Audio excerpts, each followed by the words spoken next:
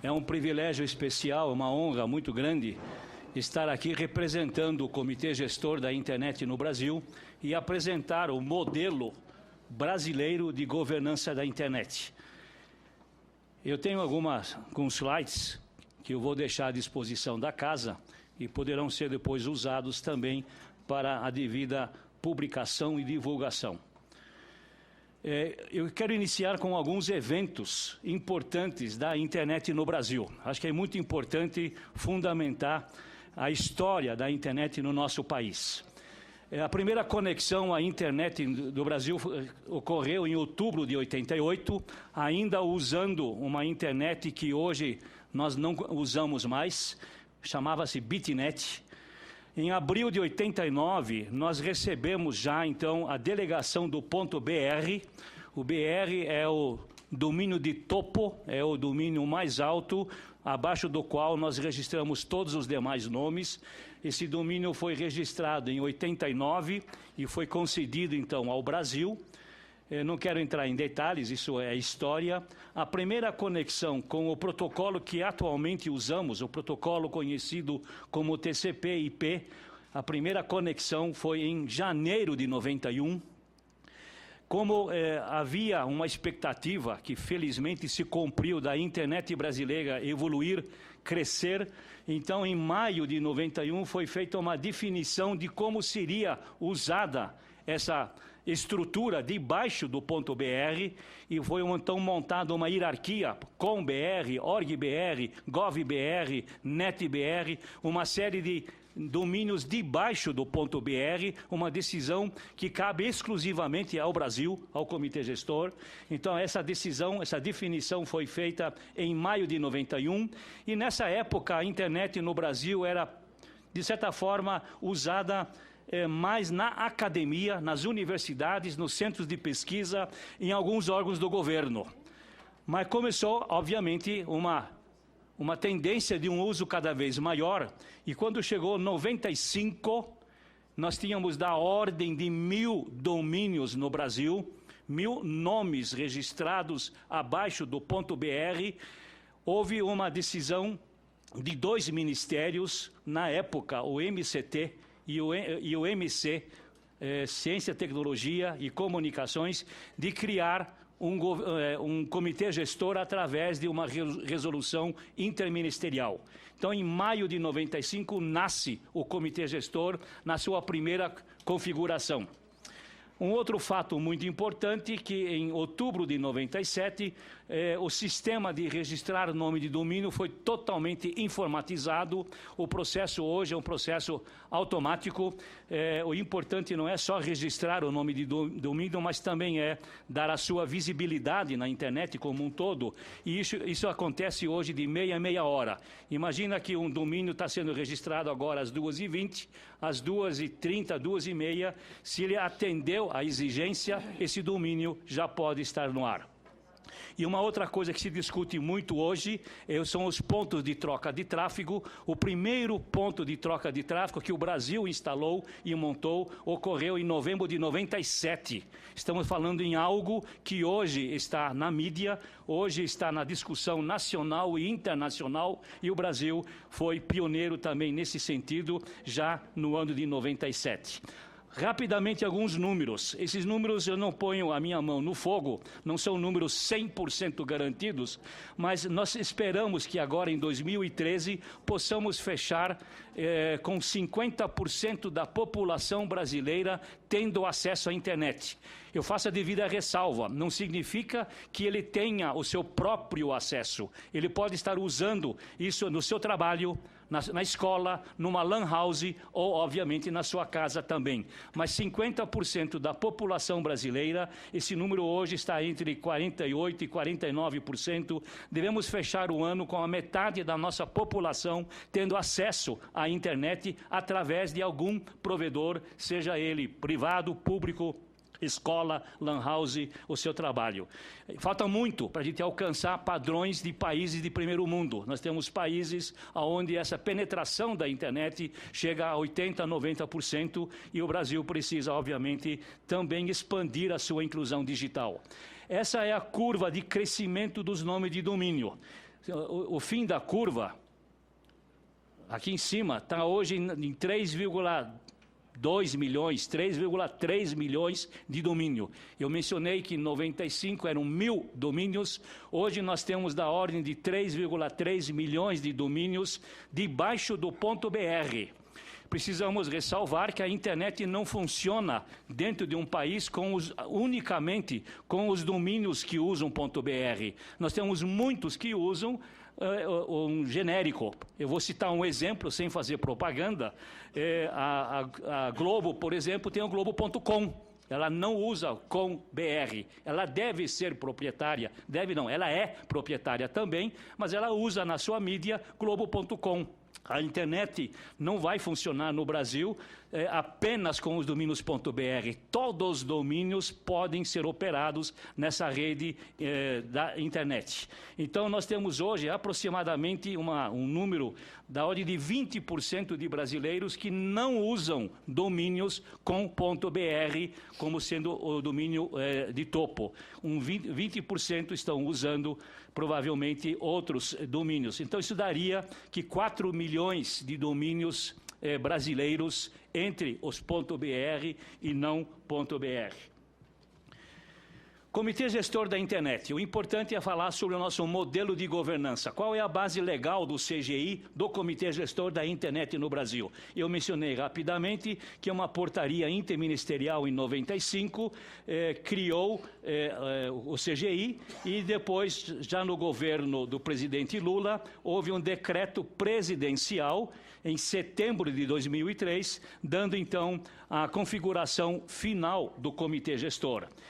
Ele foi criado para atender todos os serviços de internet no país com o objetivo, em primeiro lugar, de dar realmente uma qualidade, assegurar uma qualidade técnica, uma eficiência e seguindo padrões internacionais. A internet é nós não temos internet do Brasil, internet de outros países. Nós nos comunicamos através de uma rede e nós precisamos seguir padrões internacionais. É óbvio que alguns países sofrem porque não têm conseguido, talvez, todos os padrões, mas o Brasil se destaca hoje por uma liderança muito grande nessa área e a nossa internet, com certeza, segue padrões e recomenda padrões para os usuários e para os provedores. As principais atribuições. Primeiro, coordenar o nome de domínio debaixo do .br. Então, todo o serviço de registrar um nome, qualquer que seja, debaixo do .br, passa através do Comitê Gestor. Temos páginas, temos todo um sistema instalado, totalmente informatizado, de acesso para qualquer pessoa, inclusive muito simples de preencher. O nome de domínio é apenas uma regra mnemônica para eu acessar um endereço na internet. O endereço é o número IP. Só para simplificar, tem uma lista telefônica, de um lado tem os nomes, do outro lado tem os números. E a lista telefônica me dá a relação entre o nome e o número.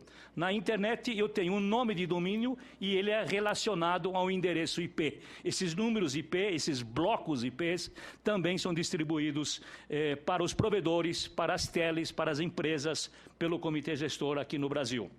E ainda existe o ASN, que são sistemas autônomos. Dentro do sistema da internet existem sub-redes que têm uma certa autonomia e esses blocos são conhecidos debaixo de um número chamado ASN.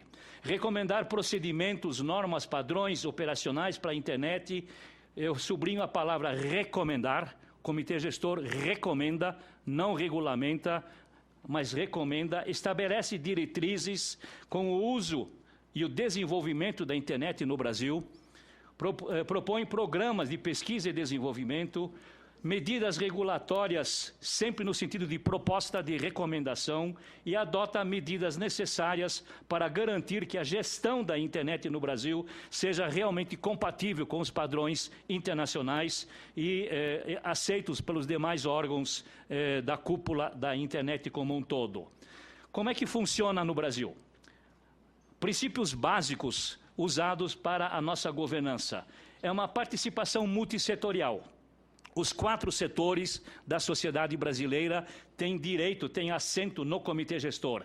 começando com o governo, mas as empresas, o terceiro setor, as ONGs e a própria academia têm assentos. Eu já vou falar na composição com mais detalhes. É um processo democrático. Todos os representantes que não são do governo são eleitos pelos seus pares. É um processo democrático, bottom-up.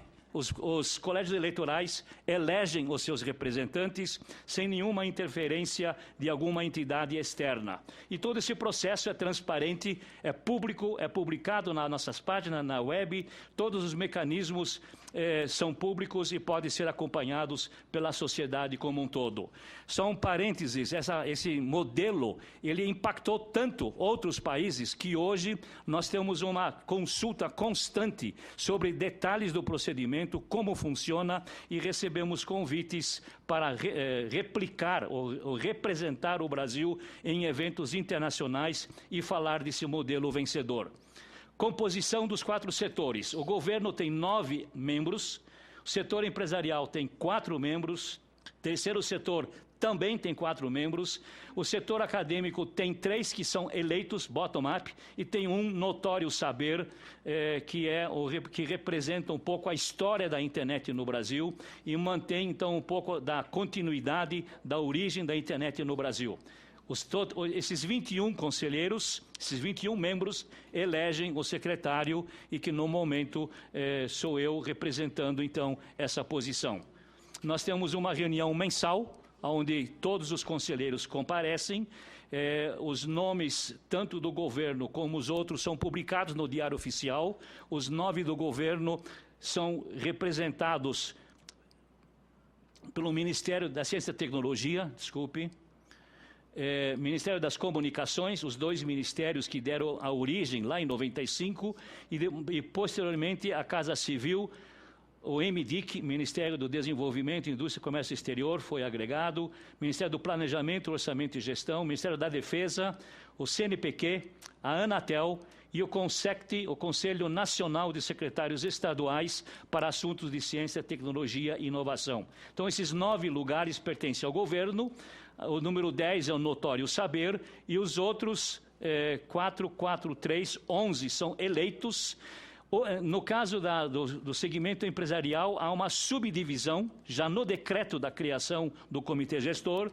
Um deve ser obrigatoriamente um provedor de acesso e conteúdo. São os provedores que nós usamos, seja a Terra, seja o UOL, seja outro qualquer. Um deve ser obrigatoriamente de infraestrutura, então compete ao segmento de telecomunicações, através dos seus órgãos, eleger o representante. Um outro obrigatoriamente deve ser dos fabricantes de bens de informática para telecomunicações, tanto hardware e software. E um representa grandes usuários empresariais. Só para dar um nome aqui, grandes usuários é a CNI, é a Fiesp, é a Febraban, a OAB. Grandes usuários, então, se inscrevem no colégio eleitoral e participam da escolha de um representante do setor empresarial.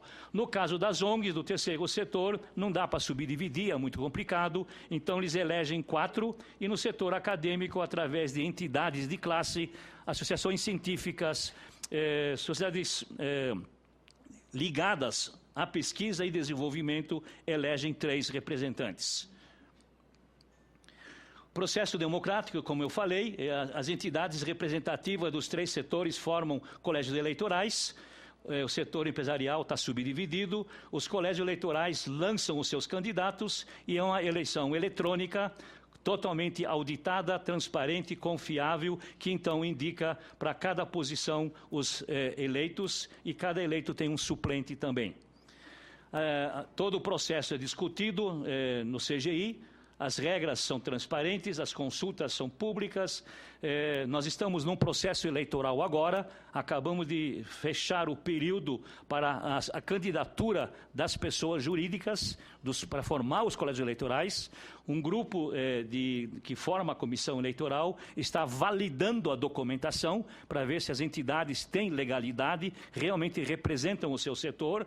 Então, nos próximos 2 meses, 2 meses e meio, haverá validação dos colégios eleitorais e antes do fim do ano haverá então o lançamento acompanhamento dos candidatos pelos diversos segmentos para uma eleição totalmente democrática, eletrônica, e todos esses assuntos, todos os resultados, como diz aí, são públicos e estão na web para acompanhamento de qualquer pessoa. O importante que é necessário sublinhar, o comitê gestor não é pessoa jurídica. O comitê gestor é um grupo de trabalho nomeado ou criado por um decreto, mas o trabalho do dia a dia tem implicações legais, jurídicas, e o próprio decreto previu a saída, o decreto do presidente Lula, para criar um braço executivo, e o braço executivo chama-se Núcleo de Informação e Coordenação do .br. É uma entidade jurídica, sem fins de lucro, executa e implementa as decisões do comitê. Portanto, o CGI é o órgão máximo, o CGI é o que tem o poder para aprovar projetos, e o NIC-BR, então, recebe a incumbência. Depois o meu colega Demi Gershko vai falar mais sobre a parte do NIC-BR.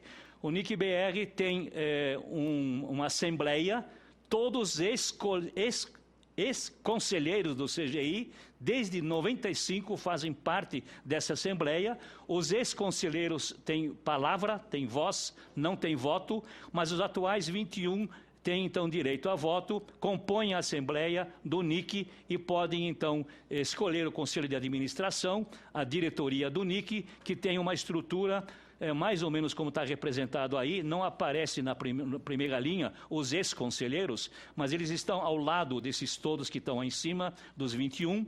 Tem os 7 que formam o NIC, a diretoria, com 4 grandes áreas de atuação. Registros, que cuida dos domínios, CERT, todo o aspecto de segurança da internet. CETIC é o nosso departamento de estatística. É muito importante saber como a internet altera a nossa sociedade, qual é o impacto na área econômica, na área de saúde, na área de educação. Então, nós medimos o impacto da internet na evolução do nosso país, em vários aspectos, e nós temos um grupo que avalia, que vai a campo, vê o impacto nos domicílios, nas empresas, e nós temos, então, esse grupo de estatística muito forte.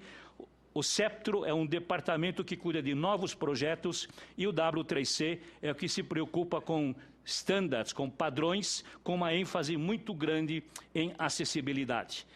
Então, aí, resumindo mais uma vez, os trabalhos que são executados pelo NIC, e é importante mencionar a última linha. O NIC é o centro operacional do LACNIC.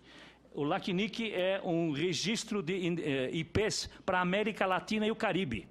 A região foi dividida, o mundo foi dividido em 5 regiões. Uma das regiões é a América Latina e o Caribe. Então, nós recebemos um bloco grande de endereços para toda a América Latina. E essa estrutura está numa entidade chamada LACNIC. Eu tenho o privilégio de representar o Brasil na diretoria do LACNIC, mas o bloco que o Brasil recebe vem do LACNIC. E nós, então, operamos a parte técnica lá nas instalações, nas facilidades do comitê gestor.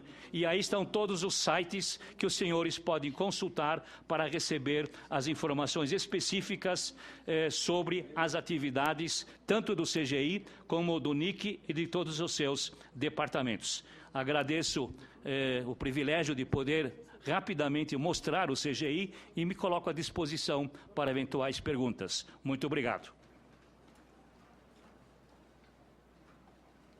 Rapidamente passar por alguns conceitos da internet, complementando mais ou menos o que o Glaser falou. E depois aí os senhores façam os questionamentos que acharem mais interessantes. Isso eu não vou, já foi praticamente comentado, eu só queria ressaltar aí alguns pontos importantes, que são os seguintes. Quer dizer, o BR foi registrado aí em 89, como foi dito. O BR é um domínio chamado Country Code Top Level Domain. Isso não significa que ele é um domínio referente a um código de país. Então, o que eu quero dizer com isso? Vocês tomar muito cuidado com isso, porque a delegação de um domínio desse tipo não envolve nenhum trâmite político ou institucional entre países, mesmo porque quem delegou isso aí era o diretor do IANA, que é o John Postel, já falecido, e ele delegava essas coisas aos grupos que trabalhavam com a internet naquela região. Então, na verdade, é um problema de comunidade. Na maioria dos casos, quem recebeu o domínio de país foi uma instituição acadêmica. Então, por exemplo, no Chile, quem recebeu o .cl é a Universidade do Chile. Na Alemanha, quem recebeu o .de é uma ONG, que hoje chama DENIC, idem na Inglaterra. Em alguns países, isso acabou em mãos mais, digamos, oficiais. Na Argentina, está na chancelaria. Mas essa delegação sempre foi uma ação entre integrantes da internet. Então precisa tomar muito cuidado com isso, quer dizer, ao dizer o domínio brasileiro, na verdade a gente estaria de alguma forma restringindo o Brasil ao BR, como foi dito, isso não é verdade. Você podia ter o Brasil indo muito bem na internet sem BR funcionar. Em vários lugares do mundo, a presença dos domínios genéricos .com.net é maior do que a dos domínios de país. Nós tivemos a sorte, ou talvez tivemos, digamos, o trabalho bem executado, e o BR vai muito bem no Brasil. Mas podia ir muito mal, e o Brasil podia continuar indo muito bem na internet sem ter um domínio funcionando com o código do seu país instalado lá. A Espanha, por exemplo, logo no começo da internet, o .es era desprezível no geral, porque a Espanha tem um procedimento burocrático complicadíssimo para estar debaixo do ES. Aí, quando eles viram que com isso simplesmente todo mundo se migrou de mala e cuia para o .com, eles viram que o ES seria irrelevante. E daí eles abriram completamente as comportas, né? Eu posso dizer a nosso favor que nós nunca mexemos na política do BR. O BR nunca foi nem muito aberto, nem muito fechado. Ele tentou se equilibrar dentro da balança. Por exemplo, o BR sempre foi restrito a entidades que têm CNPJ ou CPF, portanto, brasileiros ou localizados no Brasil. Nós nunca abrimos para o mundo, como, por exemplo, a Alemanha. O DE é aberto para entidades de fora da Alemanha. Isso podia ser ruim para nós, do ponto de vista de expansão, mas dava uma garantia que qualquer pendência jurídica seria resolvida entre brasileiros. Por outro lado, a gente nunca exigiu nenhum tipo de papel para registrar, exceto alguns casos específicos que eu vou comentar, porque isso seria contra, digamos, a ideia da internet. Então, só para dizer, então, o Brasil foi delegado em 89, 6 anos antes da criação do Comitê Gestor. Naquela altura do campeonato, o pessoal que trabalhava com o registro era o pessoal da FAPESP, estava envolvido eu também. A RNP criou o primeiro backbone em 91, ainda totalmente acadêmico. A web, a gente costuma misturar a web com a internet, mas a web é uma coisa, a internet é outra coisa, você sempre tem bem. A web chega em 93. Nós ganhamos autonomia nos números IP em 94, bem antes de ser criado o LACNIC também. E, em seguida, a Embratel começou o uso comercial e o Comitê Gestor é criado em 95 para dar uma estrutura a isso. O Comitê Gestor, ele simplesmente assume o que está acontecendo, no sentido de que avaliza aquilo lá e dá uma estrutura um pouco mais formal àquilo. Na verdade, a linha é absolutamente ininterrupta, desde 89 até agora, e vem da mesma forma, que não houve nenhum tipo de ruptura no cenário. Só para consolidar o que eu estou dizendo, o que eu quis dizer aqui na página anterior, por exemplo, é que a internet, como a gente conhece, ela começa a rodar em 82, por isso que ela completou ano passado aí 30 anos, né? 30 anos não, 40 anos, né? 30 anos, exatamente. Nós vamos fazer 25 anos ano que vem do BR.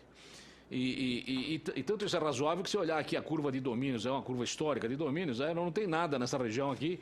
Na verdade, o negócio começa a disparar por volta de 90 e exatamente quando o Comitê Gestor é criado e quando a Embratel também passa a dar acesso, é que a coisa cresce no mundo e no Brasil. Então nós crescemos junto com a tendência mundial no mesmo ritmo. Essa aqui, só como curiosidade, é o comunicado da Embratel de dezembro de 94, anunciando o acesso à internet da pessoa física via REMPAC, naquela altura do campeonato, em velocidades espantosas, de 9.600 bits por segundo, ou, para quem não é tão, digamos, ousado, 2.400 bits por segundo. A internet clássica, como eu falei, que continua funcionando, ela tem órgãos basicamente constituídos por voluntários, né? O órgão mais alto de administração da internet é construído por voluntários, chama IAB, Internet Architecture Board. Foi criado em 82 e, segundo a minha definição aqui, ele cuida da ortodoxia da internet, mantém ela dentro dos seus conceitos originais de abertura, abrangência, etc. e tal. Os outros órgãos importantes aqui, os mais importantes, são o IETF, que gera todos os padrões da internet. Os padrões da internet, ao contrário, por exemplo, dos padrões de telecomunicação, são gerados em discussão aberta 3 vezes ao ano, onde todo mundo participa e não há membership. Quer dizer, você não representa ninguém, você representa você mesmo. Então, isso é, digamos, a base da filosofia internet em termos de padrões. E a IANA, que entregava nomes e números até 88. Isso sofreu algumas alterações posteriormente. Bom, e o IETF, então, gera os padrões podem ser padrões mesmo, podem ser best practices ou podem ser só informação, não vamos entrar no detalhe nisso. O que eu queria ressaltar é que no trabalho do IETF fica claro sempre isso, para que a internet funcione e continue crescendo como cresce, né, espantando todo mundo, ela tem que ser simples no seu núcleo, senão ela não seria escalonável, não cresceria. O que significa simples no núcleo? Não se pode querer da internet coisas que ela não consegue fazer. Ela nunca vai validar se você de fato é o João. Ela nunca vai validar se alguém está se passando por alguém outro. Ela não vai criptografar seu e-mail. Tudo isso você tem que fazer, se você quiser, nas bordas da rede. As bordas você faz o que você quiser. A rede em si tem que ser leve, ela tem que simplesmente entregar pacotes de um lado para o outro, desesperadamente. E para fazer isso ela tem que ser neutra também, ela não pode entrar no mérito dos pacotes, ela não pode dizer, esse pacote eu entrego, esse pacote eu não entrego. Ela tem que entregar todos os pacotes que forem entregues a ela na melhor forma possível. Se ela não puder entregar, ela joga fora o pacote. E alguém se encarrega de ela transmitir depois. Isso fez a internet ser o que ela é. Bom, aqui tem alguns conceitos, não vou perder tempo com isso. Temos que ser conservadores no que fazemos e liberais do que aceitamos dos demais. O que é, né? Tal. Bom. O que é importante para a internet funcionar? A internet não tem nem uma coordenação central forte, nem uma chave de desliga, nada disso. A internet é uma coleção de milhares de redes autônomas, sistemas autônomos que cooperam espontaneamente. Mas algumas coisas têm que ser coordenadas, senão não funcionariam. Por exemplo, os nomes têm que ser coordenados, porque se os nomes não forem coordenados, você não pode ter dois com o mesmo nome, vai dar confusão. Os números têm que ser coordenados e essas coisas são fundamentais para ele funcionar. Então, os nomes são coordenados através de uma estrutura em árvore chamada DNS, que é aquela que eu mostrei que Monca Petras e Postel definiram em 84. É uma estrutura que funciona muito bem. Essa estrutura está ancorada em alguns servidores raiz, que são parte das discussões. Hoje, os servidores raiz são a raiz das listas telefônicas da internet. Não passa tráfego nenhum por lá, exceto o tráfego de resolução de nome para número. Então, são 13 servidores raiz históricos. Aliás, eu devia ter um mapa deles em algum lugar. Então, aqui, esses são os 13 servidores históricos que estariam localizados desse jeito, praticamente nos Estados Unidos, Europa e Japão, mas eles têm 1 tonelada de servidores espelho e nós temos o orgulho de ser o país que é o segundo no mundo com mais espelhos. Quer dizer, o Brasil tem aqui uma coleção de espelhos, servidor raiz aqui, de forma que somos muito sólidos nessa área aí e não temos problema com isso. Então, o que tem nessa raiz dos servidores raiz? Tem os nomes que antigamente eram chamados genéricos, que são esses nomes de 3 letras, que eram originalmente todos norte-americanos, e depois alguns viraram genéricos. Por exemplo, o Edu continua norte-americano, acadêmica norte-americano, o Com virou genérico, o Gov continua governo norte-americano, o NET virou genérico, o ORG virou genérico, o MIL continua segmento militar americano, o INT foi feito para as organizações internacionais. E os de país, como eu comentei, a Argentina, Brasil, Suíça, Tuvalu, são os códigos de país. Os códigos de país têm autonomia para estabelecer como eles querem fazer a árvore. Então, em 91, nós nos reunimos lá na FAPESP e decidimos que debaixo do BR era bom não abrir direto, não abrir joão.br, como a Alemanha abriu. Achamos que era melhor ter ComBR, NetBR, OrgBR, IndBR, InfBR, o DiaboBR, para manter uma semântica. E, de novo, parece que foi uma decisão acertada, porque nos permitiu depois criar, por exemplo, LegBR para o Legislativo, JusBR para o Judiciário. Se isso estivesse disponível, alguém criaria LegBR para Lego, ou sei lá para o quê. Quer dizer, nós reservamos o segundo nível para usos específicos, para ter uma semântica no domínio brasileiro. Muito bem, então indo rápido aqui. Em 94 acontece uma mexida, eu não vou perder tempo com essa alteração aí. O fato é que é criada a ICANN para cuidar aquilo que a IANA fazia. Então a IANA, que entregava nomes e números, agora passa a ser uma função de ICANN.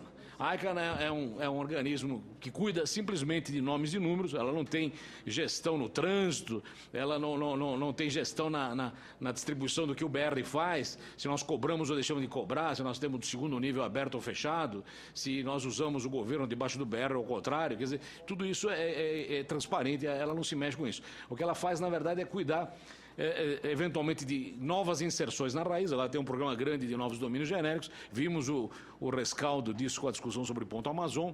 Graças a Deus, aparentemente foi bem. Então, não vamos ter problema com isso. Então, e ela tem debaixo dela, então, algumas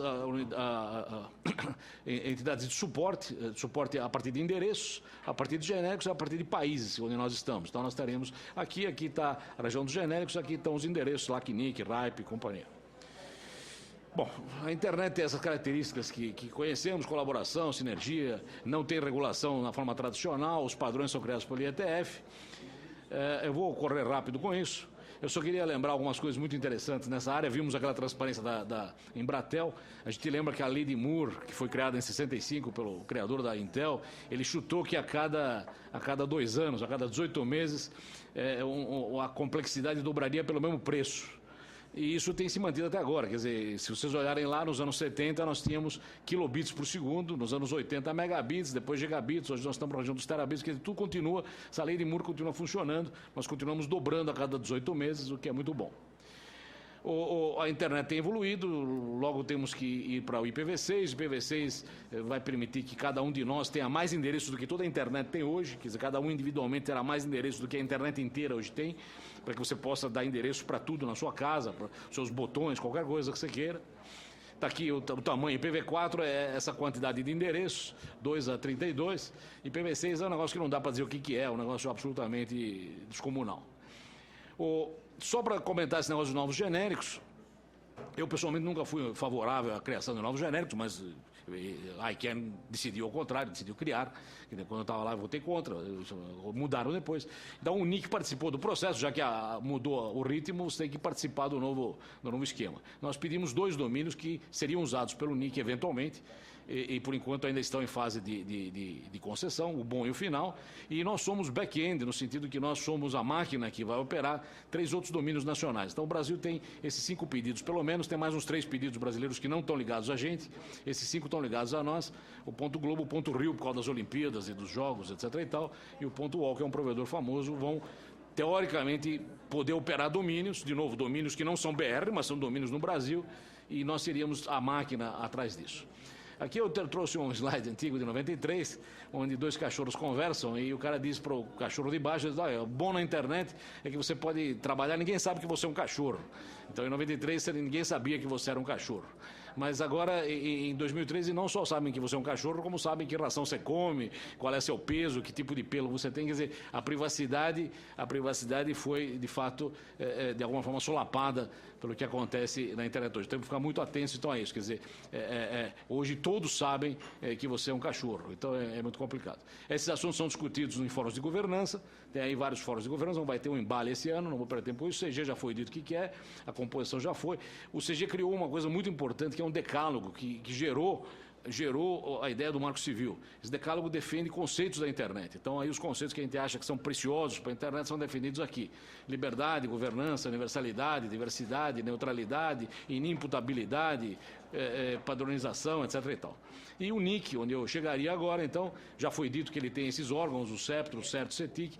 O NIC recebe todos os seus recursos do registro brasileiro e os reaplica em atividades, primeiro, do próprio registro, tem que funcionar muito bem. Nós temos máquinas em Brasília, Rio, São Paulo, na Alemanha, nos Estados Unidos, em Seul, na Coreia, porque nós temos que garantir que o BR resolve em todo lugar do mundo com agilidade e, graças a Deus, tem ido bem nessa área, nunca tivemos problema. Então, até a Alemanha teve problema, nunca tivemos isso aí. O Brasil é o 5º maior domínio do mundo, perde para a Alemanha, Inglaterra, Holanda e China. E pede também para a comunidade europeia, mas isso não é um domínio, é uma coleção, né? Então, o que fazemos aí? Nós registramos domínios, esse dinheiro é usado para criar pontos de troca de tráfego, para distribuir gratuitamente a hora oficial brasileira, para participar de medição de banda larga, etc. e tal, estatísticas, a cartilha de segurança que saiu agora no site da Unesco, saiu a nossa cartilha lá, traduzida em inglês, dizendo que é uma excelente ferramenta para navegar sem se submeter a riscos. Então, eu sugiro aí, quem quiser consultar o site da Unesco, tem lá a cartilha do CERT e o escritório W3C. O registro, então, registra nomes de domínio e opera DNSSEC e DNS, que são 2 serviços de domínio. Ele aloca números IPv4 e IPv6 sistemas autônomos e dá suporte ao LACNIC, como foi dito. Só para lembrar qual era o conceito original de domínios, tem aqui o RFC 1591 do Postel, de março de 94, que define delegações de domínio, dizendo que o conceito de direitos e propriedade de domínio não são inadequados. Você tem que tratar de responsabilidade de serviço à comunidade. Ele diz também que se houver disputa entre domínios, entre 2 caras que quiserem disputar entre si, a única função do registro nosso é colocar o pessoal em contato. Eles não têm que entrar no mérito da disputa. A gente nunca entrou no mérito da disputa. E ele diz mais, que o nome de domínio não tem conceito, não tem status de trademark, não tem status de marca, e cada um que pede é responsável por não violar a marca de alguém outro, quer dizer, é responsável de quem pede tomar cuidado com isso. E cada domínio tem que ter um contato administrativo, um contato técnico, nós respeitamos isso rigorosamente. O crescimento já foi dito, estamos com 3 milhões de domínios, 3 milhões e 300. Regras básicas de nome de domínio. Funciona em toda a internet assim, primeiro que chega, leva se estiver disponível. Se estiver disponível, é seu.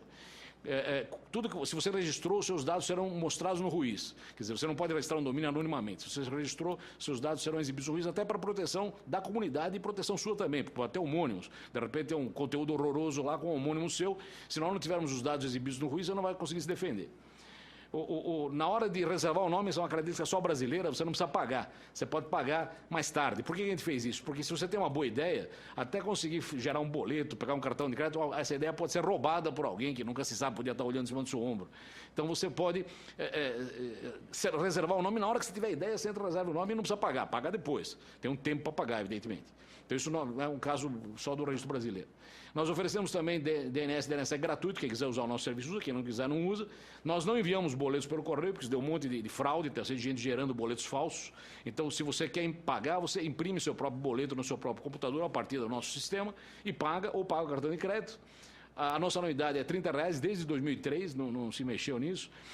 Tem também R$15, são os domínios do tipo EMP-BR, tem R$10 domínio NOM-BR, para a pessoa física gastar menos, aí se for o caso, e tem grátis, se você for governo, ou legislativo, ou judiciário, ou universidade, você não paga o domínio. O domínio não pago após 6 meses, vai a um processo chamado processo de liberação, onde a gente vê se tem um candidato, mais de um candidato ou nenhum candidato. Se não tem nenhum candidato, ele volta para first come, first served, porque ele volta a ser virgem. Se tem um candidato só, o candidato leva. Se tiver mais de um candidato, ninguém leva, porque não sabemos decidir quem é o primeiro, visto que esse domínio já teve uso. Então, é um domínio... Isso também é um critério muito brasileiro, em que reclamam, vocês podiam fazer muito mais recursos liberando o domínio. Não, a gente prefere não ser injusto nunca em nenhuma situação, etc. e tal. Finalmente, se houver conflitos entre donos de domínio, a gente tem um sistema chamado SACI, que foi criado há uns 3, 4 anos atrás, que é o sistema administrativo, em que você pode, não é um sistema de arbitragem, é um sistema administrativo, mas você, usando uma câmara de arbitragem, a Câmara Brasil-Canadá, ou outras câmaras de arbitragem, você pode ter um parecer sobre se você tem ou não direito àquilo, e nós não entramos no mérito de novo, simplesmente, se não houver contestação, a gente assume o resultado da Câmara. O BR mantém a semântica, então pessoas físicas e jurídicas têm um tratamento diferenciado, pessoas jurídicas sem restrição, pessoas jurídicas restritas, por exemplo, ORG-BR, você precisa ser organização sem fins de lucro, precisa mostrar isso no papel, para nós é prejuízo, a gente tem que examinar papel para garantir o registro disso, mas eles gostam porque eles estão entre irmãos, eles sabem que todo mundo que está aqui é sem fim de lucro e tudo mais. Essas são pessoas jurídicas especiais, o JUS-BR para o judiciário, o BBR para os bancos, o LEG-BR para o legislativo, eles têm todos a assinatura DNSSEC, que dá uma segurança muito maior e garante contra phishing bastante. Pessoas físicas, esse é o caso do domínio de R$10, aí o NOM-BR, blog-BR, flog, wiki, pessoais liberais, etc. E tal, isso aqui. Então, isso aí está tudo lá no site. Essa é a destruição. Bom, então agora, acabei o registro, os PTTs, o Gláser falou, aqui tem os PTTs que tem no Brasil, tudo isso é mantido com o dinheiro do registro brasileiro. Nós temos 22 PTTs atualmente, desde Americana, em São Paulo, até Vitória. Esses pontos azuis são então os PTTs. Esse é o PTT maior que nós temos em São Paulo. Esses são todos pontos passíveis de se conectar a ele. Então você pode se conectar a partir do NIC mesmo, a partir da Vivo, a partir da USP, a partir da Telium, a partir da Eletropaulo. Em suma, são os pontos onde você pode se conectar a isso. Essa é a distribuição dos pontos de conexão em São Paulo. Dá para ver que fica em cima parte do Rio Pinheiros e essa região central, que é onde tem os data centers em geral. E tem aqui também na região de Barueri, onde está a Terremark e Alphaville. Essa é a curva de agregado do PTT, de todos os PTTs, já estamos acima disso, estamos em 220 GB. Esse aqui tem uma semana de atraso aí, estamos em 220 GB. Isso aqui é a tal cartilha que está da Unesco, a cartilha do CERT, sobre navegar é preciso, mas não é necessário você expor sua segurança. Aqui tem um monte de documentos que eles estão fazendo agora, estamos fazendo fascículos a cada mês sobre senhas seguras, transações bancárias seguras, etc. e tal, que são usados para o uso em geral. Esses são os dados que o CETIC gera, de estatísticas, então crescimento da internet do Brasil, domicílios com acesso à internet, escolas com cada velocidade que cada escola tem, escolas públicas, escolas privadas, você vê que as privadas têm velocidades um pouco maiores que as públicas. Então, como a criança adolescente usa a internet, quantos por cento usa todo dia, quantos por cento usa de vez em quando. Isso está tudo disponível, aberto no CETIC BR, pode baixar isso aí. É uma enorme pesquisa do Kids Online, que nós acabamos agora, esse Kids Online aqui em cima, que terminou há uns 2 meses atrás. Aqui é interessante porque aqui tem a resposta do aluno e a resposta do pai do aluno. Então, por exemplo, pergunta para o aluno onde você usa a internet. 42% dos alunos dizem na escola, os pais dizem que 38% na escola. Então, precisa ver se os pais e os alunos estão sincronizados. Por na casa de amigos, 34% dos estudantes usam na casa de amigos, os pais acham que é só 21%. Então, é bom até para ver qual é o grau de conhecimento dos pais em relação ao que os alunos fazem. Aqui tem... Quem tem perfil na rede social, de novo, a posição entre o que os pais acham e o que os filhos acham. Os pais que acham que o filho tenha sido constrangido na rede por algum motivo, né? Os pais não acham, está dando não, a maioria dos pais não acham. Os alunos acham mais aí. Os filhos acham que 72% acham que tem coisa que incomoda na internet. Você pode ver que tem mais consciência nos alunos do que nos pais aqui, né? Mas isso, de novo, fica disponível aí. Então tem um monte de coisa aqui. E o escritório W3C, que representa os padrões da web, como eu falei, desde 93 aí. Aí tem uma frase do Tim Berners-Lee, dizendo que temos que defender a internet, que temos que defender a abertura, não podemos trabalhar num mundo de fechado, né? O mundo atualmente é aberto. Tem uma do Vint Cerf dizendo que se a internet é o espelho do mundo, as coisas boas e ruins estão refletidas na internet, e se você não gosta do que vê, não adianta quebrar o espelho. Quer dizer, o mundo está sendo refletido lá. Se quebrar o espelho, você só quebra a reflexão da realidade e não a realidade em si. Na internet tem que lembrar que não existe a internet do Brasil, existe a internet no Brasil, tanto que o Comitê Gestor chama Comitê Gestor da Internet no Brasil, porque não tem a internet do Brasil, graças a Deus, porque senão teríamos ilhas não comunicantes, e tomamos que tomar muito cuidado sobre a legislação, porque a legislação pode ser obsoleta rapidamente. Termino com uma invocação a irmos em frente com o Marco Civil, dizendo que é fundamental proteger o ambiente da rede, a cadeia de valor, inovação e o próprio internauta. É fundamental proteger a privacidade, aquela história dos cachorrinhos que eu mostrei. É fundamental que você responsabilize adequadamente a cadeia de valor, porque senão você vai eliminar iniciativas brasileiras. Se eu crio um blog e eu sou responsável porque alguém foi lá escrever uma bobagem no blog, eu não vou criar o blog. Quer dizer, você vai inibir a ação de empreendedores brasileiros se você responsabilizar erradamente a cadeia de valor, e a internet tem que ser neutra em todas as suas camadas. Não só a infraestrutura, em que a Anatel já cuida da neutralidade, mas na camada de conteúdo, na camada de acesso, etc. e tudo mais. E é basicamente isso. Obrigado. Sou representante da Anatel no Comitê Gestor da Internet no Brasil. E a minha apresentação ela tem 3 slides. A primeira é a capa, a última é obrigado. Então, eu vou fazer a apresentação falando só a partir desse slide aqui, que, na verdade, tenta resumir um pouco daquilo que foi muito bem falado. Eu acho que muito feliz a colocação da minha apresentação após a manifestação do professor Glaser e do professor Demi, porque eles ilustraram de forma bastante completa o que é a governança da internet no Brasil, o que isso significa, o que isso representa e a importância que se dá. Para isso, para falar de internet, para falar de governança da internet no Brasil, não dá para não tratar a questão de forma histórica. Por quê? Porque a própria internet, ela em maior ou menor grau, ela tem uma influência e vem sendo influenciada por acontecimentos e fatos históricos. Ela nasce na década de 60, a partir, não ainda internet, lá no modelo militar, no âmbito da Guerra Fria, nasce dentro de um conceito, de um projeto militar, depois passa a ser desenvolvida, tem uma forte visão do ponto de vista acadêmico, momento, então, em que ela começa a ter uma história efetiva aqui no nosso país, mais ou menos entre 1988 e 1989, quando você tinha a interligação de redes de ensino, e aí a RNP, que é a Rede Nacional de Pesquisa. Em 1991, como foi dito aqui, a FAPESP assume essa responsabilidade pela administração do registro de nomes de domínio e de número, e finalmente, então, em 1995 é criado o Comitê Gestor da Internet. Senhor Marcelo, gostaria de pedir desculpa aos senhores. Estou sendo convocado para uma reunião dos líderes. Nós vamos discutir a questão dos vetos presidenciais. Infelizmente, eu tenho que me retirar.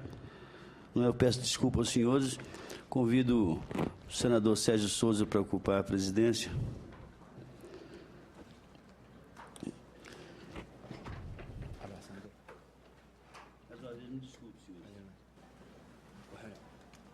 Obrigado.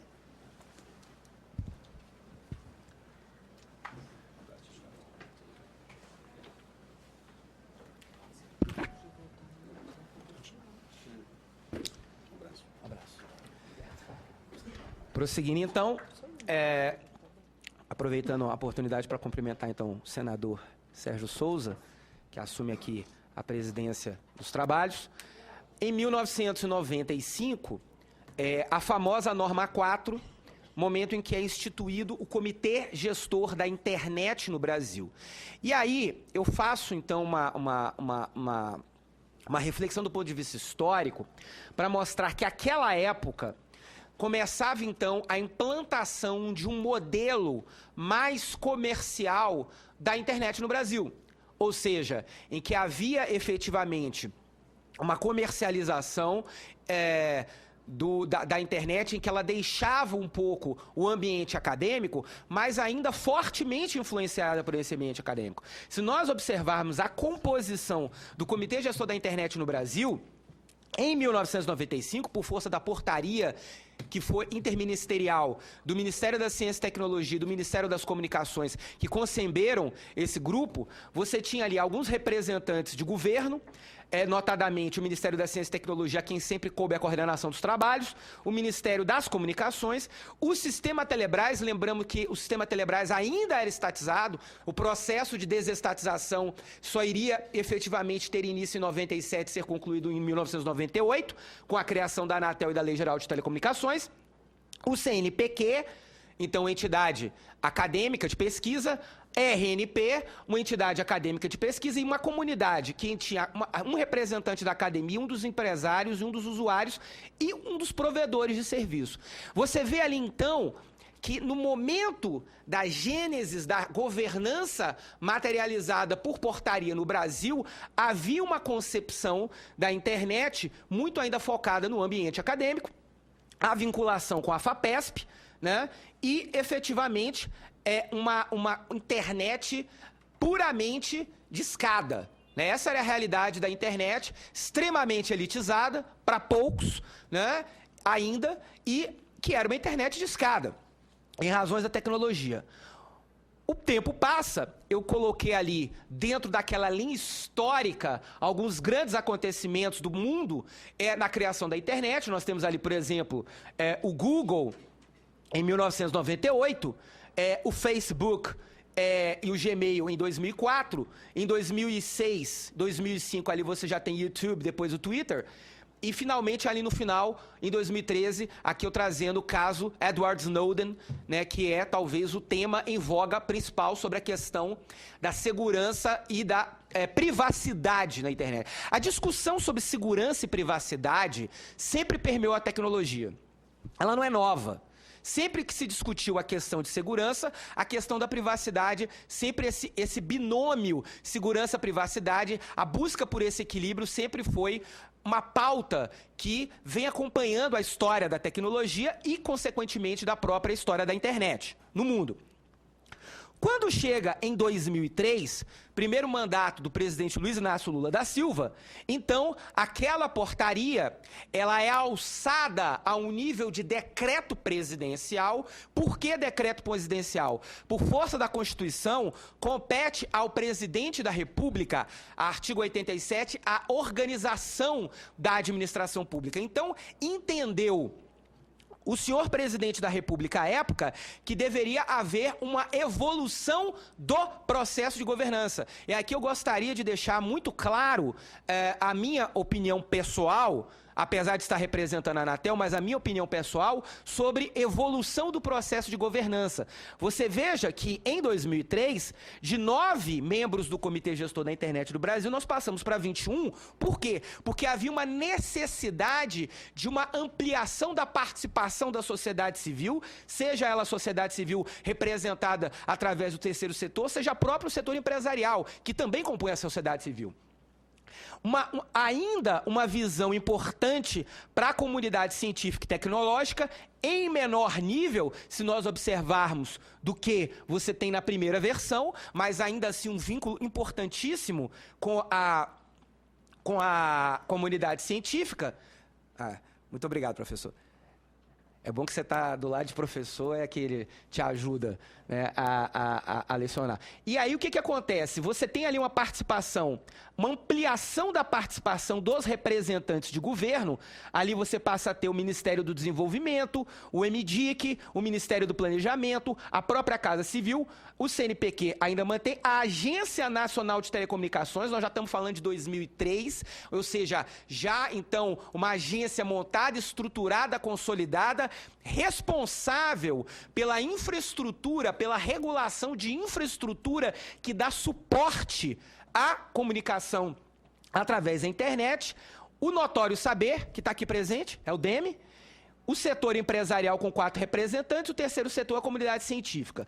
E um representante do Fórum Nacional de Secretários de Assuntos de Ciência e Tecnologia. Existe um fórum desses secretários para trazer uma voz de algum representante que não é da administração federal, mas que também compõe uma estrutura de governo para que permita a formação desse modelo multissetorial.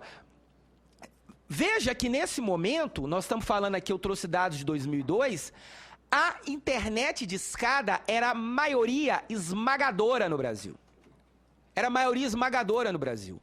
Hoje, se nós observarmos, e aqui tem a curva do crescimento, eu só trouxe aqui da banda larga fixa, né?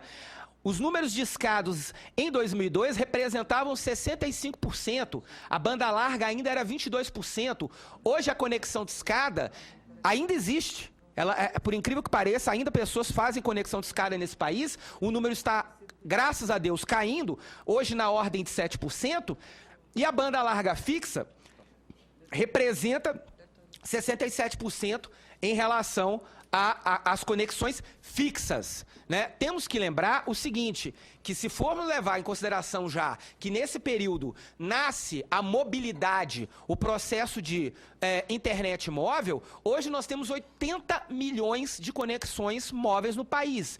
Somado ao pouco mais de 20 milhões de conexões de banda larga fixa, o Brasil já passou os 100 milhões de acessos à internet banda larga. Por quê? Cada vez mais a experiência da mobilidade passa a acompanhar. Então, nós tínhamos um modelo aqui em que na época da conexão de escada, havia alguém que colocava você na rede e depois você se retirava dela. Hoje o conceito mudou. O conceito é de always online. Você passa o tempo inteiro conectado. Você tem ferramentas de mobilidade e portabilidade que basta você estar ligado, basta você ligar para você estar conectado à rede. A expectativa é de que isso possa acontecer onde quer que você esteja. Então, história caminha, nós estamos vendo um crescimento vertiginoso. A partir, então, de 2001, nós temos o evento do 11 de setembro, que eu refuto como início do século XXI. Para mim, o século XXI começou no dia 11 de setembro, porque traz ao mundo todos os novos paradigmas de segurança e da proteção em relação à questão do chamado terrorismo. Eu gosto muito de citar um livro do Richard Clarke, que trabalhou na Secretaria de Estado dos governos Reagan, Bush pai, Bush filho e Clinton, e que ele escreveu um livro sobre cyberguerra. O livro é conhecido como Cyber War. Ele não tem tradução para o Brasil. E que, no momento em que o Richard Clarke escreve isso, ainda existe uma visão romântica da internet. Eu refuto que o romantismo da internet morreu em 2013. A partir das denúncias em que No fundo, todo mundo já sabia. Eu acho que ninguém tinha dúvida que havia um monitoramento por parte de órgãos de controle, por órgãos de segurança dos Estados Unidos. Acho que ninguém tinha dúvida disso. Mas quando isso se torna público, isso vem a público, causa uma perplexidade, envolvendo inclusive o Brasil, que passou a ser um dos países, segundo as denúncias que foram colocadas, dos mais vigiados, fez com que o secretário de Estado, John Kerry, viesse na semana passada ou retrasada, acho que foi na semana passada aqui ao país, prestar os esclarecimentos, e o Brasil, então, se colocasse, no ponto de vista diplomático, num ambiente de questionamento. Quando nós falamos de governança da internet, o que eu gostaria de dizer? Esta governança da internet, que foi tão bem colocada aqui pelos representantes do comitê gestor, seu secretário e o presidente do NIC, é uma governança muito voltada para a padronização, funcionamento da rede. E uma governança muito voltada para visões propositivas. Eles não falaram aqui, mas, ou se não falaram, eu passo em branco, mas uma das coisas interessantíssimas e importantes que o Comitê de Gestão da Internet fez foi o decálogo. Um decálogo de princípios em que você consegue ter um processo de orientação da internet. O Demi mencionou. É que o Demi falou... Foi rápido, mas ele mencionou e é importante, então, eu ressaltar a importância desse decálogo.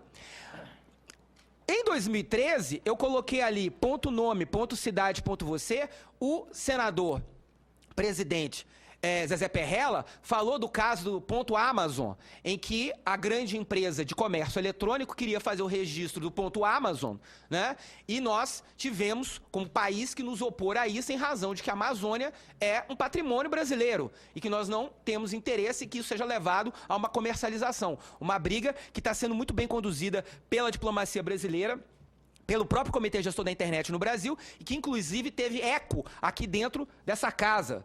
Né? A senadora Vanessa Graziotin do Amazonas foi então, levantou a voz até em representação ao Estado que também defende aqui nessa casa.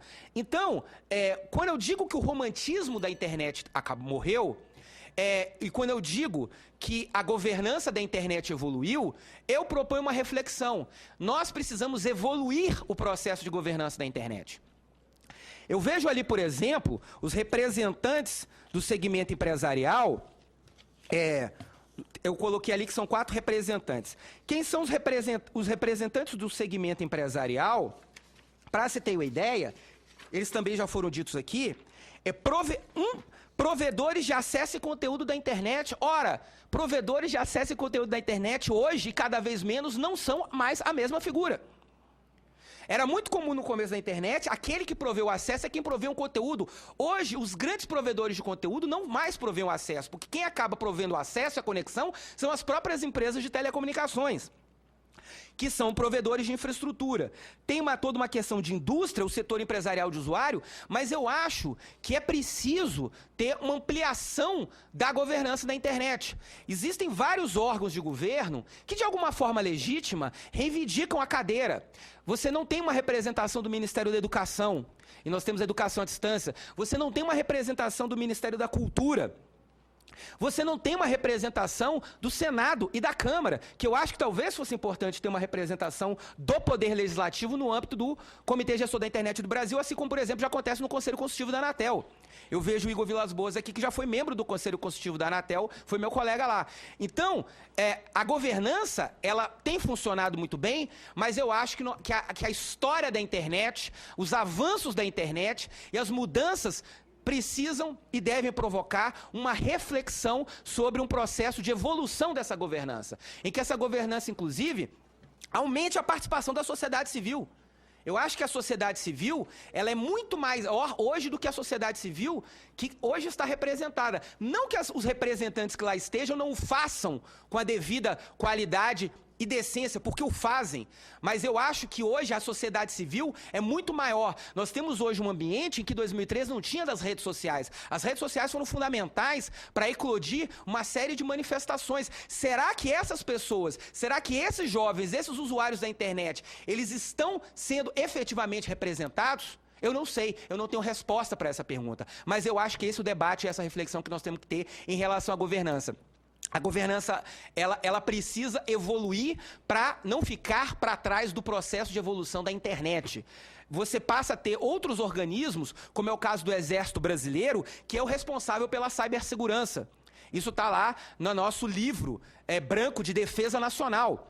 Né? Ao Exército Brasileiro cabe a cibersegurança. O Gabinete de Segurança Institucional da Presidência da República tem preocupações do ponto de vista da segurança das infraestruturas críticas. Ou seja, existe uma preocupação. Hoje, a internet não é uma terra sem lei. Ela é um ambiente de negócios, é um ambiente, aliás, onde os negócios e o dinheiro fez com que ela se viabilizasse. A frase que o Demi colocou é a mais pura realidade. Ou seja, eu não acredito em mundo virtual. O mundo virtual não existe. A internet é um mundo real. Só que ele é um mundo real em que você tem ali, através de ferramentas tecnológicas. Eu gosto de falar de mundo offline e mundo online. E não de virtualização, porque a virtualização, a gente poderia ficar aqui horas conceituando sobre a teoria da virtualização, né? O professor Pierre Levy tem uma tese sobre isso, sobre a teoria, a mudança gravitacional do eixo da virtualização, mas não vem ao caso, mas passa uma impressão de algo que não é palpável, mas é um lugar onde as pessoas são ofendidas e ofendem, onde se cometem crimes. Nós já temos uma lei de crimes, foi aprovado no Congresso Nacional, a chamada Lei Carolina Dickmann. Então, o Marco Civil da Internet, para concluir, senhor presidente, desculpa eu estar me colocando aqui a mais do que o tempo necessário, mas a aprovação do Marco Civil é fundamental. É fundamental que a Câmara dos Deputados aprove o Marco Civil da Internet, traga para debate para essa casa, exatamente por quê? Porque é um momento propício de nós preservarmos os princípios constitucionais consagrados. Não seria necessário um Marco Civil para defender valores como privacidade, segurança, soberania. Isso já está na Constituição da República. Os nomes de domínio têm sua natureza jurídica definidas na Constituição da República. Não são marca, não são patentes, mas são signos distintivos. E como signos distintivos também devem ser protegidos. Está aqui o presidente da NPI para falar sobre signo distintivo melhor do que eu. Então, o que eu defendo é um processo de evolução da governança em que nós possamos fazer uma ampliação. Eu acho que o governo tem que ser minoria no Comitê Gestor da Internet. Quando eu falei aqui, por exemplo, o Ministério da Justiça não faz parte do Comitê Gestor da Internet. Quando eu estou falando aqui em nome da Justiça, da Educação, da Cultura, e talvez de outros ministérios, eu poderia estar passando a falsa impressão de que eu quero inchar o Comitê Gestor com representantes de governo para esvaziar a participação da sociedade civil. Muito antes, pelo contrário. Eu quero que a sociedade civil empresarial e não empresarial tenha uma participação ainda maior dentro, mas que seja hoje uma participação que não reflita 2003, mas que reflita 10 anos depois de 2013. Eu não sei se essa governança que nós temos hoje dá conta de atender a todas essas demandas, até porque são questões. Em relação à questão de administração de registros e nome de domínio, eu não tenho dúvidas em relação à qualidade, à competência do NIC-BR e sei que tem um projeto de lei que tramita nessa casa para tratar sobre isso. Eu vejo completamente desnecessário esse projeto de lei. Eu acho que o decreto presidencial, ele já dá toda a autoridade necessária e que o NIC vem fazendo isso com maestria. Então, eu acho que, desse ponto de vista da administração das infraestruturas de domínio e dos blocos IPs, nós estamos extremamente bem guarnecidos e representados. O que eu acho, efetivamente, é que é preciso ampliar o debate. Eu fico assim, eu até coloco aqui de uma forma provocativa ao Senado da República, que é uma casa de sábios, mas o que nós vemos hoje é uma completa desfamiliarização dos senhores senadores em relação a esse tema. Por quê? Porque um tema é novo, você tem alguns poucos senadores, principalmente dessa Comissão de Ciência e Tecnologia, que se envolvem, conhecedores profundos, lá na Câmara dos Deputados também, mas acabam sempre sendo os mesmos. Por quê? Porque passa a ser um assunto muito fechado, um assunto de heavy users, um assunto de quem gosta de tecnologia. E o debate ele é da sociedade, o debate ele é muito maior. Eu acho que talvez trazer o próprio Congresso Nacional para dentro da própria governança pode fazer uma aproximação de pontas fundamental para, inclusive, criar maior qualidade do processo legislativo e dar todas as garantias e defesas que a nossa internet Precisa. E que aquela ali, aquela reta, ela seja contínua e continue próspera. E que episódios como aquele e que nós estamos vivenciando hoje do caso Edward Snowden, ele sirva, na verdade, como um aprendizado para a gente buscar. Eu acho que o Brasil pode dar uma lição sobre transparência. Lei nenhuma vai impedir espionagem. Quem acha que alguma lei, Marco Civil ou qualquer outra, vai impedir espionagem, tá na mesma era da ingenuidade da internet romântica. Uma vez eu brinquei com o comitê gestor, e eu vou fazer essa brincadeira, que para mim, na internet não vale a lei de Gabriela. Vocês lembram disso?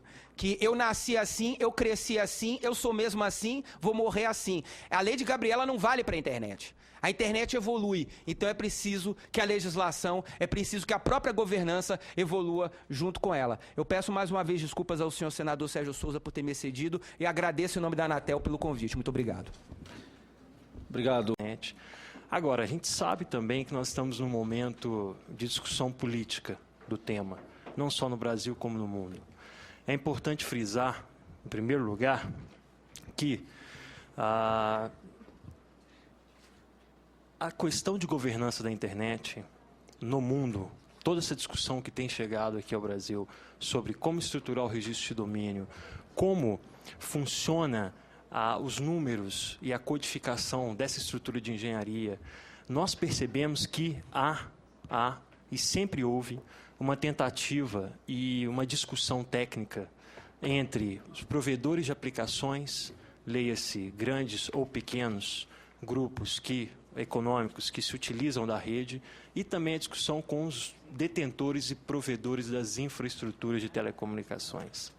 Então, é natural que haja, isso sempre acontece também em âmbito internacional, uma tentativa de captura, né, da gestão e da governança da internet, não só nacionalmente, como também internacionalmente. Então, quando nós reparamos, por exemplo, movimentos como o da União Internacional de Telecomunicações, no sentido de tentar, via determinados dispositivos internacionais, buscar esse controle da internet, e, por outro lado, há um barramento a essa ação por parte de determinados países que gostariam que a internet fosse como foi constituída, e eu discordo completamente com a posição do conselheiro da Anatel, do ponto de vista que a governança da internet hoje está em xeque por uma questão de segurança. A gente não pode misturar uma coisa com a outra. Governança da internet é uma coisa, segurança de cada nação, segurança com equipamentos seguros, com certificação, homologação e uso de software e hardware seguro, com análise de dados, com lei de proteção de dados pessoais. Lembrando que para essa área avançar, nós precisamos de três blocos importantes do ponto de vista legal. Primeiro bloco, o Marco Civil da Internet, na concepção original, da forma como ele foi concebido, e apoiado, inclusive, pelo Comitê Gestor da Internet, com toda a composição da representatividade da sociedade civil organizada, do governo e da academia e setor privado. Segundo bloco, uma lei de proteção de dados pessoais que permita a estruturação jurídica de questões do tipo soberania de dados, transferência internacional de dados, questões referentes à própria privacidade, uma autoridade reguladora dessa proteção de dados pessoais nos mesmos moldes que a União Europeia tem feito, e que hoje, inclusive, é um dos modelos internacionais da estruturação legal dos aspectos referentes à proteção de dados pessoais, e uma outra discussão, que o presidente do INPI está aqui, referente a direitos de propriedade intelectual na rede. Esses são os três grandes marcos normativos que pavimentam o desenvolvimento de uma economia digital que é baseada exatamente nesses instrumentos que foram criados técnicos ao longo do tempo. Basta ver o seguinte: foi muito interessante sair uma reportagem completa no New York Times nos Estados Unidos, comparando, por exemplo, empresas que eram empresas líderes em determinados segmentos no passado, 20 anos, 25 anos atrás, e atualmente, do ponto de vista da área de tecnologia. E é interessante ver que das 10 principais empresas mais inovadoras do mundo, dada exatamente por grandes especialistas, 9 são referentes à área de tecnologia da informação e comunicação. E não é à toa que essa discussão tem também tomado, inclusive, as discussões do dia a dia, por exemplo, do americano médio. É uma área que cresce de importância, não só aqui no Brasil como internacionalmente, do ponto de vista de economia, do ponto de vista de usos e hábitos, costumes com o advento das mídias sociais, com a mobilidade, que nós chamamos, tem um termo técnico para isso, computação pervasiva ou computação ubíqua, que é cada um ter o seu dispositivo móvel e acessar a internet a partir desse dispositivo móvel. Então, essa governança da internet, a gente tem que lembrar muito bem que o Brasil é um modelo e uma referência internacional na forma como ela foi construída. Então, os avanços que aconteceram a partir da constituição do Comitê Gestor da Internet, a partir de 95, depois em 2003, mostra exatamente uma composição que nós chamamos de multi-stakeholder, um termo em inglês para dizer que exatamente você tem ali vários atores envolvidos. O governo é uma minoria, tem 9 membros no caso do Brasil. Por que isso é importante internacionalmente? Muita gente se pergunta por quê? Porque há muitas vezes a tentativa de países, isso é bom frisar, países que gostariam ou utilizam do poder estatal para censura da rede.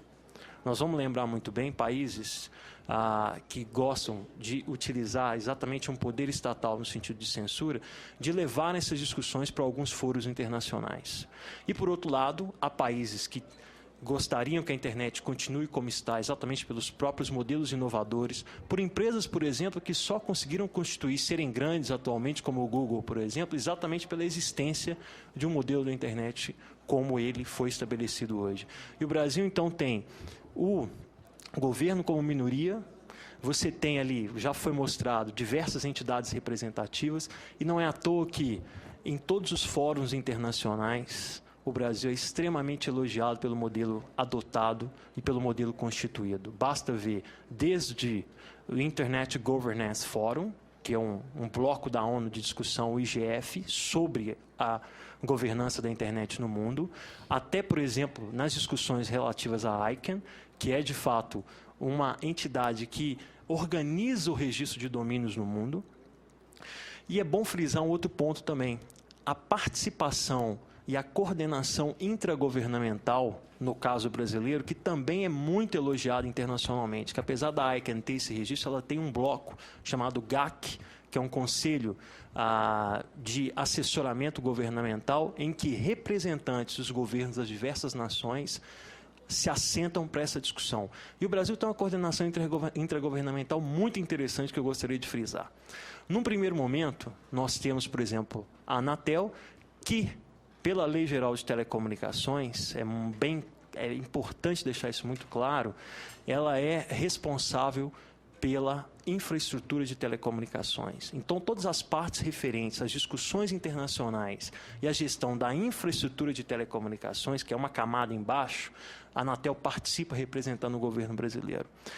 Na ICANN, há uma discussão e uma participação conjunta entre o Ministério da Ciência, Tecnologia e Inovação, entre o Ministério das Relações Exteriores e entre o Ministério das Comunicações em temas referentes a alguns tópicos que abrangem registros de domínios, etc. E é muito interessante a participação e a atuação do Ministério das Relações Exteriores na gestão internacional, digamos, da internet.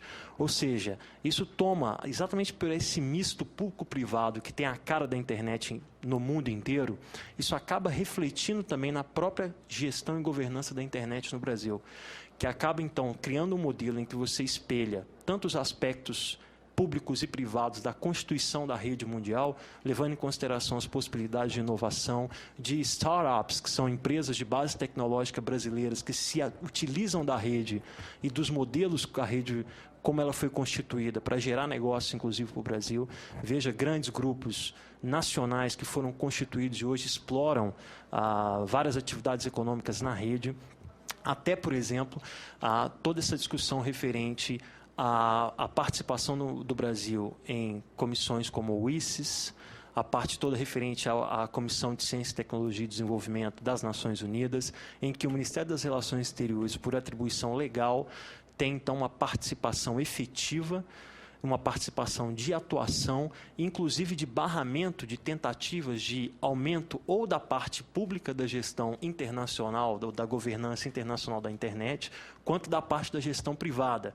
Então tem que haver, de fato, um equilíbrio nisso, e é uma tentativa exatamente do país de manter esse equilíbrio não só nacionalmente, como também nas discussões internacionais. Então, por exemplo, como a AICA ela tem um aspecto privado e ela tem um grande potencial gerador para a própria economia americana, ou pela própria estrutura de governança americana, muitas vezes é extremamente relevante a participação de outros países no sentido de equilibrar as extensões do regime internacional, que muitas vezes é privado, que se desdobra para o regime público e vice-versa. Então, exatamente pelo caráter público-privado da rede, é extremamente importante uma gestão compartilhada, né? Por isso que nós vemos com muito bons olhos, e não é à toa que toda a estratégia, toda a execução da internet brasileira do ponto BR é muito elogiada, não só aqui no país, como também internacionalmente, que envolve esse conjunto de atores diversificados que exige, portanto, uma coordenação intergovernamental muito grande. E um outro ponto também muito interessante que chama a atenção, do ponto de vista de segurança, né, já que esse ponto foi tocado, nós estamos participando ativamente dos esforços do governo brasileiro, porque nessa área uma coisa é você garantir no curto prazo algumas medidas legais ou algumas medidas de garantias do ponto de vista das relações entre países, mas o que vai ser feito para garantir a maior segurança das redes brasileiras ou a maior segurança da rede brasileira. E para isso a gente sabe que nós temos que deter autonomia e conhecimento tecnológico. E autonomia e conhecimento tecnológico passa exatamente por grandes investimentos em pesquisa, desenvolvimento e inovação. Tem empresas brasileiras, empresas que conheçam como a infraestrutura é montada, a homologação de equipamentos seguros, uso do poder de compra com tecnologia nacional. Ou seja, são temas que não necessariamente eles são confrontados na governança da internet, né? Os temas de segurança eles têm que ser confrontados do ponto de vista de, primeiro, infraestrutura de comunicações. Onde o Brasil vai passar um cabo submarino, onde vai estar um ponto de troca de tráfego, quais são os equipamentos que estão nesse ponto de troca de tráfego, qual é a encriptação segura desse hardware que vai estar na ponta, qual o tipo de software que roda nas máquinas, por exemplo, dos senhores senadores aqui na casa. Qual o tipo de software, se ele não tem então, um conceito técnico, que ele tenha uma espécie de backdoor. Eu posso, por exemplo, programar um determinado software para ele remeter, toda vez que você entra com o seu dispositivo móvel na internet, todas as informações do seu e-mail, etc., para um determinado servidor, né? Quem homologa se de fato esses equipamentos têm uma certificação segura? Então, esse é um ponto que a gente precisa, às vezes, ter um pouco de cuidado, de não, inclusive na discussão do Marco Civil da Internet, a gente conseguir, ao mesmo tempo, garantir um Marco Civil da Internet que envolva as questões de privacidade, de neutralidade de rede, porque você não pode desbalancear a relação concorrencial entre provedores de infraestrutura e detentores do conhecimento ou das aplicações de internet numa camada mais alta. É necessário exatamente manter esse equilíbrio concorrencial. E, ao mesmo tempo, você precisa garantir uma proteção de dados pessoais que não necessariamente envolve, inclusive por ponto de vista técnico, armazenamento de todos os dados, por exemplo, no país. Como que a infraestrutura de rede vai suportar um armazenamento, por exemplo, de dados integralmente feitos no país? Como que isso impacta os modelos de negócio de diversas empresas nacionais ou empresas internacionais que atuam no segmento do país e que investem aqui no país? Então, a gente tem que exatamente separar Marco Civil da Internet, proteção de dados pessoais e propriedade intelectual na rede. E, ao mesmo tempo, a nossa ideia, inclusive, está nessa casa, é uma proposta que nós apoiamos, esse projeto de lei que, na verdade, organiza, digamos, do ponto de vista legal, o registro de nomes e domínios. Por quê? Porque, de fato, nós operamos hoje baseados exatamente no decreto presidencial. Há uma leitura que a gente poderia dar exatamente uma garantia legal muito mais forte ao processo via uma lei que estabelecesse exatamente sobre registro de nomes e domínios, Não estou dizendo sobre governança da internet, que é um aspecto mais amplo, mas sobre nomes e domínios. O PL ele versa sobre registro de nomes e domínios e dá essa autorização legal ao Comitê Gestor da Internet, ao NIC-BR de operar. Isso não tem a ver com a composição da governança da internet, não tem a ver com o número de membros, não tem a ver com uma expansão do seu escopo de atuação. O projeto de lei que foi relatado aqui, ele diz estritamente sobre registro de nomes e domínios. É o .br, como ele é feito, como ele deve ser operacionalizado. Então, do nosso ponto de vista, ele dá uma segurança legal da operação existente atualmente, que é feita de forma bastante competente pelo NIC-BR. Então, eu queria concluir dizendo que esse é um tema que vai permear cada vez mais essas discussões, tanto na Câmara quanto aqui no Senado, que é um tema que cresce, a sociedade cada vez mais é conectada, cada vez mais você tem uma expansão do uso de dispositivos móveis, você tem uma infraestrutura de telecomunicações para suportar isso que precisa crescer cada vez mais. Então, a sociedade que passa a ser uma sociedade do conhecimento e da informação e do conhecimento, passa a demandar cada vez mais instrumentos legais que envolvam exatamente garantias para a operação, tanto do ponto de vista dos costumes, das mídias sociais, quanto do ponto de vista das operações econômicas que geram nessa rede. Eu dou um dado interessante. Hoje, por exemplo, para concluir, para ver como que esse tema vai subir de relevância e cada vez mais vão existir mais audiências públicas como essa que vão discutir temas referentes à economia digital. Primeiro, olhando publicidade. A publicidade na internet hoje, ela já é referente a 60% em relação a todas as outras mídias. 40% é o total, somado rádio, TV. Quando nós olhamos, por exemplo, a maior receita publicitária no Brasil, é a segunda, terceira ou quarta maior, nós começamos a enxergar cada vez mais um número grande de empresas exatamente na internet. Quando nós olhamos as transações do comércio eletrônico em comparação com o comércio real, nós vemos um crescimento extremamente abrupto em que o comércio eletrônico brasileiro chega a uma cifra de 52 bilhões de reais de operações anuais. Então, cada vez mais esse tema vai tomar uma relevância muito grande. Eu acho que é de extrema relevância, de extrema importância que o Senado Federal esteja envolvido e com bastante conhecimento dos senadores sobre os diversos blocos e os diversos pesos nessa balança. Então, com isso, eu queria agradecer aqui ao senador Aníbal Diniz também pela chegada. Obrigado. Eu acho que há dois temas que são muito complexos e que se entrecruzam nesse debate que a gente está conduzindo nesse momento, que são exatamente os direitos de propriedade intelectual na internet e o tema mais geral da governança da internet. Até por uma questão de posição, eu acho que a parte que me cabe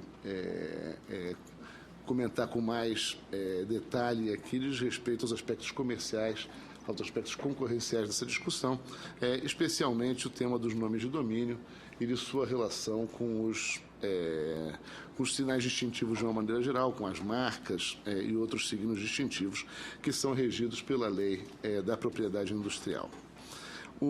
Eu acho que vale a pena a gente adotar a abordagem histórica como vem sendo adotada pelos que me precederam aqui nessa mesa, e eu acredito que seja realmente por razões históricas que, mundo afora, os nomes de domínio sejam hoje atribuídos por entidades que não têm vinculação, em geral, não têm vinculação com os escritórios nacionais de propriedade intelectual, com os escritórios nacionais de propriedade industrial, com os escritórios nacionais responsáveis pelo registro de marcas, de nomes comerciais e de signos distintivos de uma maneira geral.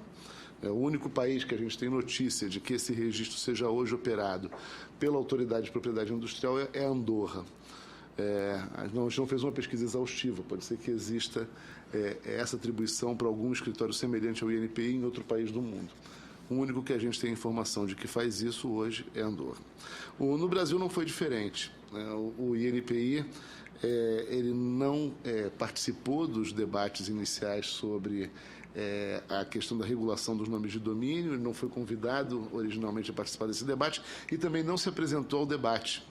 Eu pessoalmente, estou no INPI já há quase 10 anos e muito poucas vezes a gente teve a oportunidade de conversar sobre esse tema e sobre a complexa relação entre nomes de domínio e marcas registradas no Brasil. Eu acho que uma parte disso se deve à trajetória histórica mesmo da internet, por ter nascido num outro campo, no campo da ciência, ter tido um trilhar completamente separado do trilhar da propriedade intelectual no mundo inteiro, e uma parte se deve à peculiaridade da trajetória da propriedade intelectual no Brasil, onde o INPI sempre, ao longo de muitos anos, foi uma instituição muito separada do contexto do ambiente científico e tecnológico brasileiro, uma trajetória que apenas começou a ser revertida, eu diria que há cerca de 10 anos atrás. Esse relativo isolamento e a pouca compreensão no ambiente de negócio brasileiro sobre o papel da propriedade intelectual, acho que explica também, em parte, a razão pela qual o INPI foi mantido afastado dessa discussão por tanto tempo. Não obstante, no mundo inteiro há severos conflitos entre o registro de nomes de domínios e o registro de marcas.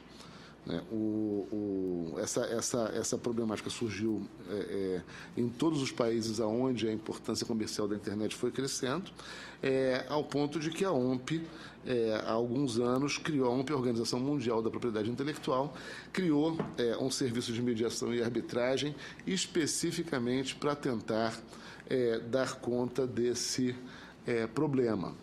No Brasil, a Associação Brasileira da Propriedade Intelectual criou um centro de mediação e arbitragem que aparentemente opera bem, mas opera em escala muito reduzida frente ao potencial de problemas que isso, na verdade, pode acarretar. Eu acho que a gente realmente precisa discutir esse tema com mais profundidade. O INPI, nesse momento, vem implantando um serviço semelhante ao serviço da OMP, para dirimir controvérsias entre detentores de marcas. A gente não está oferecendo, nesse momento, o serviço para controvérsias entre nomes de marcas, entre marcas e nomes de domínio.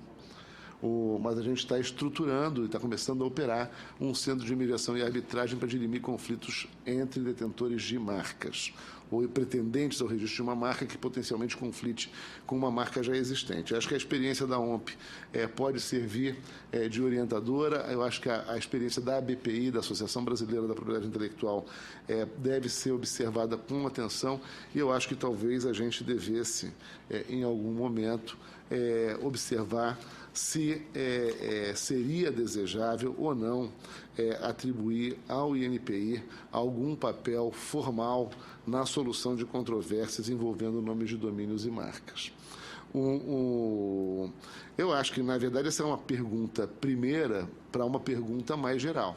A pergunta mais geral é se deveria ou não caber ao INPI algum papel mais abrangente no sistema de registro de nomes de domínio.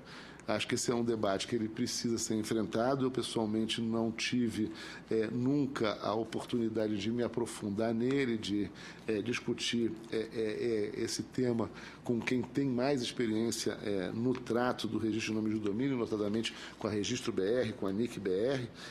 O que ocorreu, eu acho que foi bastante interessante, numa reunião da Mobilização Empresarial pela Inovação. Ao final, muito rapidamente, eu conversei com um representante do NIC-BR, não tenho certeza se foi com o DM. Mas nós conversamos, acho que muito rapidamente sobre esse tema, e surgiu a sugestão de, eventualmente, se criar uma classe de nomes para desambiguação de nomes de domínio quando isso estivesse ocasionando prejuízo aos detentores de marcas ou aos consumidores eventualmente lesados pelo equívoco que um nome de domínio semelhante a uma marca pode acarretar. Eu acho que essa solução de se criar uma classe de nomes de domínio desambiguadora é uma solução que pode resolver, em parte, o problema. Agora, eu acho que há que se reconhecer que existe um problema mais geral. O problema mais geral é que, de fato, há o uso oportunístico de marcas registradas como nome de domínios por terceiros. Isso configura claramente uma situação de concorrência desleal que lesa não apenas os produtores detentores dos nomes de marcas, como potencialmente os consumidores que são enganados por esses nomes de domínio que imitam marcas conhecidas de outros concorrentes. Tal qual no campo marcário especificamente, esse problema só existe se o nome de domínio é idêntico ou muito semelhante, operando em uma atividade idêntica ou afim à atividade do detentor do nome de marca. Ou seja, não há conflito entre o nome de domínio no campo, por exemplo, da comercialização de livros e uma marca registrada para aviação civil. Esse tipo de conflito, tal qual no campo das marcas, não ocorre. No entanto, se uma empresa de transporte aéreo tem uma marca conhecida e uma agência de turismo se aproveita dessa marca, você, evidentemente, tem uma situação de concorrência desleal. Em muitas situações, quando se entra nesses sites que imitam marcas, se encontra todo um dressing, um conjunto de cores, uma apresentação desse website cujo nome é semelhante ou idêntico a uma marca conhecida, imitando as cores, imitando toda a identidade visual da empresa prejudicada. Eu acho que isso é um problema real, ou seja, você configura para mim claramente um caso de que você tem concorrência desleal e tem possível dano ocasionado não apenas ao detentor da marca, como também aos consumidores, e eu acho que a gente precisa se deter um pouco sobre esse assunto. Primeiro, eu gostaria de fazer uma observação, né, de que a gente não tem nenhuma razão para não aceitar, né, o princípio geral de que o respeito às marcas registradas e construídas pelas empresas traz inúmeras vantagens, tanto para as empresas quanto para os consumidores. Ou seja, se trata de uma situação onde a desambiguação, ou seja, onde você evitar que esse comportamento ocorra, ao final traz benefícios para todos, não traz benefícios apenas para alguns em detrimento de outros. O princípio geral do respeito aos sinais distintivos construídos, o respeito à reputação, é um princípio que se considera como um ótimo de Pareto, ou seja, aquilo que é bom para todos e não produz dano a ninguém. Um outro princípio importante é que o INPI tem como sua função precípua zelar pela lei de propriedade industrial, zelar pelo respeito à propriedade intelectual no Brasil e evitar combater todo tipo de concorrência desleal. Então, me parece haver uma clara oportunidade de colaboração entre o INPI e o Comitê Gestor da Internet e o NIC-BR nesse campo. Eu acho que a alternativa que nós aventamos naquela ocasião de se criar uma classe de nomes de domínio desambiguadoras é um exemplo de cooperação possível. Deve haver outras. Eu acho que me parece importante que nós, de fato, tragamos para dentro do tema mais geral da governança da internet o tema do respeito aos direitos de propriedade intelectual na internet e, em particular, o respeito aos signos distintivos e às marcas construídas pelas empresas. Para finalizar, né, eu gostaria mesmo de pensar e de sugerir que se debatesse a conveniência de se estabelecer certos princípios relativos a isso em lei. Eu acho que a lei da concorrência, a lei da propriedade industrial, no tema que ela trata da concorrência desleal, nos capítulos, nos artigos onde a concorrência desleal é tratada, talvez seja suficiente para, numa batalha judicial, você garantir que os direitos marcários sejam respeitados. Mas, como a via é indireta, o custo dessa judicialização pode ser muito grande, ou seja, até que se consiga consolidar uma jurisprudência com relação a esse tema, pode demorar muito. Então, eu acho que seria conveniente para o país que a gente tentasse, talvez, produzir um marco legal que deixasse clara a necessidade de que os nomes de domínio sejam atribuídos de maneira a respeitar os direitos marcários. E que, se porventura, eu acho que há um princípio que a gente pode manter, não vejo nenhuma contradição com esse princípio, de que o registro seja feito da maneira mais leve possível. Né? Há situações em que o registro de propriedade intelectual se dá de maneira automática e apenas em casos de contestação se procedem a exames ou outras atividades que podem tomar algum tempo e introduzir algum peso ao procedimento. Né? Então, esse é o caso, por exemplo, do registro de desenhos industriais. O registro de desenhos industriais é um registro automático no Brasil. Qualquer pessoa que cria um desenho industrial comparece ao INPI e o desenho é automaticamente registrado e apenas no caso de haver uma contestação, aquele desenho é examinado e, eventualmente, o registro é anulado. Então, eu acho que para nomes de domínio talvez pudesse, uma maneira que não introduziria muito peso na forma de gerir os nomes de domínio, seria criar a possibilidade de uma anulação, uma vez que essa possibilidade existe, evidentemente, mas se criar de maneira mais expedita um procedimento administrativo de anulação do registro do nome de domínio quando esse nome de domínio ferir direitos marcários. Acho que isso seria uma possibilidade, e aqui é um campo onde pode haver colaboração entre o INPI, o Comitê Gestor da Internet, NIC-BR e as instituições envolvidas e partícipes desse processo. Isso eu queria mais uma vez agradecer a oportunidade de me manifestar aqui e dizer que o INPI conta também com uma academia da propriedade intelectual, que é um centro de discussões e pesquisas e debates sobre propriedade intelectual. Esse é um tema que, evidentemente, desperta interesse e pode ser objeto de tese de doutorado, pode ser objeto de seminários, pode ser objeto de estudos conjuntos entre o INPI, a Anatel, o Comitê de Estudo da Informática, o Senado Brasileiro, etc. É isso, muito obrigado, novamente.